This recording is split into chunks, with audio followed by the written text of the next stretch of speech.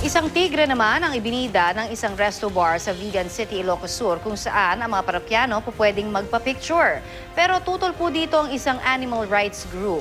Ang mainit na balita hatid ni Mav Gonzalez. Atraksyon ngayon ang tigreng ito sa isang resto bar sa Vigan, Ilocos Sur. Ang mga turista pwedeng magpa-picture at painumin ng gatas ang 6 na buwang tiger cub na si Jack. May mga bata pang walang takot na tumabi sa tigre. I got to feed the tiger milk. Then after, the person there told me to touch the tiger, and then I was nervous, but then I touched it. Ayon sa bantay ng tigre, dinadala nila ito sa Kalye Crisologo para sa mga turistang hindi na makapasyal sa Baluarte. Security po ay di po kami nagbibitaw ng isang, kunyari sa photo na ginagawa namin, hindi namin binibitawan hanggat di nakakapit yung tiger. Pero ang isang animal rights group hindi sang-ayon sa paggamit ng wild animals gaya ng tigre bilang tourist attraction.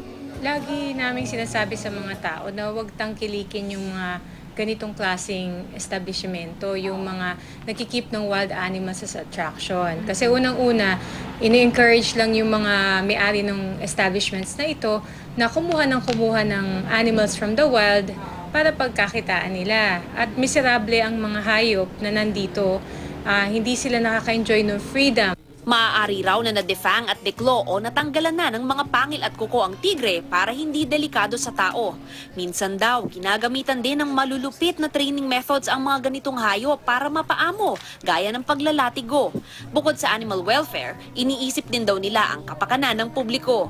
Baka maging danger ito sa mga tao dahil kahit ang pinaka well-trained na tiger, maalala natin noong 2003, yung sa Las Vegas, yung kay Siegfried and Roy, trained yung white tiger na yon. And yet, yung mismong trainer niya, kinagat niya.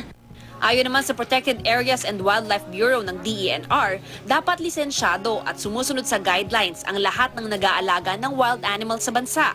Ang hinahanap namin usually dyan is kung may permit sila or wala. So dapat legal yung kanilang yung acquisition. Chine-check yan kung secure yung yung kanilang facility, tapos meron silang capacity to care for the tigers. Mav Gonzalez, GMA News.